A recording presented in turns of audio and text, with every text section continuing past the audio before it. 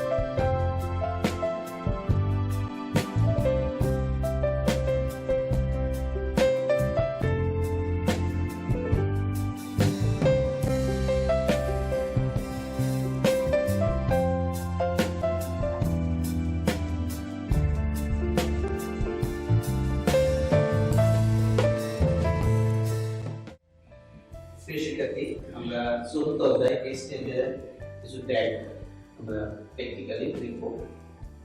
আমরা প্রথমে যে ট্যাগই ইউজ করি সাধারণ ট্যাগ, তার আগে আমাদেরকে এরকম মৌলিক ট্যাগ লিখে নিতে হবে। এই মৌলিক ট্যাগের বডির ভিতরে আমরা এই সাধারণ ট্যাগগুলো ইউজ করব, যেগুলো প্রশ্ন অনুযায়ী প্রশ্ন যেটা বলবে, যেটা চাবে, সেটা আমরা এই বডির ভিতরে দেবো। যেমন যদি একটা কোনো কন্টেন্ট বা একটা টেক্সট লিখে দিয়ে বললো এটাকে বোল্ড করো, ইটালিক করো, আন্ডারলাইন করো, সাদা ট্যাগ ব্যবহার করে, তাহলে সেই ক্ষেত্রে আমরা এরকম মৌলিক ট্যাগ লিখে নেবো। নেওয়ার পরে এই বডির ভিতরে আমরা সেই সাধারণ ট্যাগ, বোল্ড, ইটালিক, আন্ডারলাইন সেগুলো ইউজ করবো।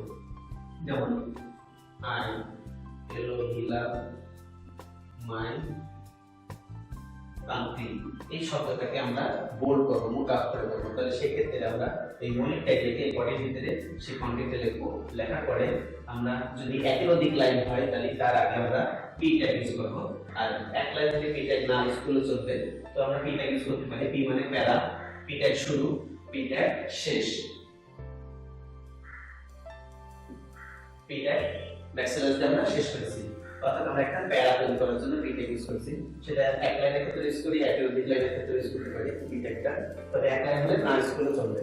তো আমরা এটা প্যারা হলো, কিন্তু এই লেখাটাকে আমরা যদি মোটা আকারে দেখতে চাই, বোল্ড করতে চাই, তাহলে তার আগে এই কন্টেন্টের আগে বি ট্যাগ দেব। বি মানে বোল্ড, বি ট্যাগ শুরু, বি ট্যাগ শেষ। প্রিয় শিক্ষার্থী, আমরা এই HTML টা কেস সেনসিটিভ না, কারণ এই কারণে কেস সেনসিটিভ না হলে আমরা এখানে বড় হাতের ছোট হাতের অক্ষরগুলো আমরা ইউজ করতে পারি।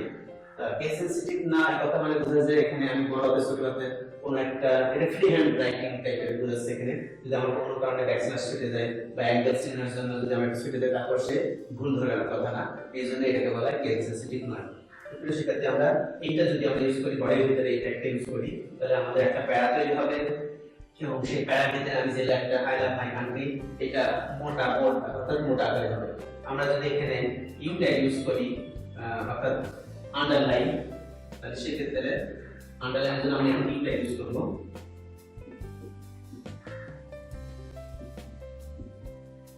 আমরা এখানে ইউ ট্যাগ যদি দিই, তাহলে এই লেখাটা নিচে আন্ডারলাইন একটা দাগ আসবে। যদি আমরা এখানে এই লেখাটাকে আই লাভ মাই কান্ট্রিটাকে যদি আমরা ইটালিক অর্থাৎ বাঁকা যদি করতে চাই তাহলে সেক্ষেত্রে আমরা আই ট্যাগ ইউজ করতে পারি। আই ট্যাগ শুরু, আই ট্যাগ শেষ।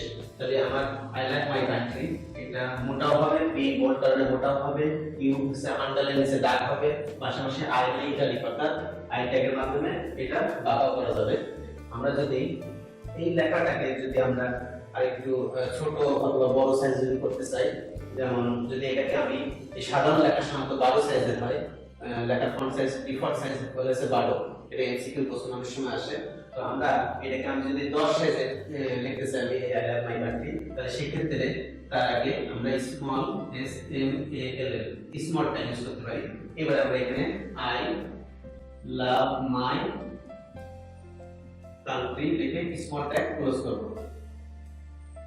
তাহলে আমার এই লেখাটা আমার 10 সাইজ হবে, অর্থাৎ 12 সাইজ, সাধারণ সাইজ 12 থেকে 2 সাইজ কমবে। যদি আমি এখানে স্মল না লিখে যদি আমি এখানে বিগ লিখি, এখানে সেন্টেন্সটা লিখলাম, লেখার পর যদি আমি বিগ লিখি তাহলে এটা আমার সাধারণ সাইজ হচ্ছে 12 সাথে আরো 2 যোগ হয়ে 14 সাইজের হবে লেখাটা। তো প্রিয় শিক্ষার্থী, আমরা এখানে কিছু ট্যাগ, সাধারণ ট্যাগ দেখলাম, P tag, I tag, U tag, B tag, small tag, big tag. তো প্রিয় শিক্ষার্থী, আমরা এখানে যেটা লিখেছি এখানে 3টে লাইন পর পর লিখেছি মাই কান্ট্রি। তো 3টে লাইন পাশাপাশি দেখাবে হবে, কিন্তু আমি যদি চাই এই 3টে লাইন উপর নিচে অর্থাৎ তিনটার দিয়ে নিচে দেখাতে চাই, তাহলে সেই ক্ষেত্রে প্রতিটা লাইনের শেষে বিআর, বিআর মানে ব্রেক, লাইন ব্রেক, প্রতিটা শেষে বিআর ট্যাগ দিতে হবে। BR tag, BR, BR. তো শিক্ষার্থী, এই বিআর ট্যাগ হচ্ছে এমটি ট্যাগ বলে, এটা কন্টেনার ট্যাগ না, অর্থাৎ এর ক্লোজিং ট্যাগ নাই, শুধু একটা ট্যাগ লিখলেই হবে বিআর, তাহলে সে লাইন ব্রেক করবে। যেহেতু লাইনের শেষে আমি বিআর দিয়েছি, তাহলে এটা আমাকে আউটপুটে ফলাফলে 3টে লাইন দেখাবে। আর যদি আমি এই বিআর ট্যাগ না দিই, তাহলে আমি উপর নিচে লিখলেও সে পাশাপাশি আউটপুটে দেখাবে। তো শিক্ষার্থী, এটা প্র্যাকটিক্যালি দেখার জন্য আমরা চলো স্ক্রিনে প্র্যাকটিস করি।